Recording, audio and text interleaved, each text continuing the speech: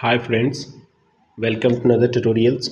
First of all, like and subscribe my YouTube channels and watch for video.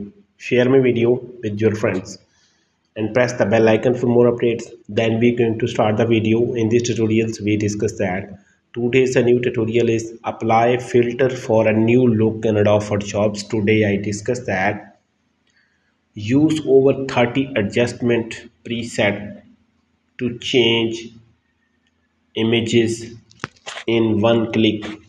Create a save custom presets, export theme to share and import new favorites, plus apply presets to multiple images at the once.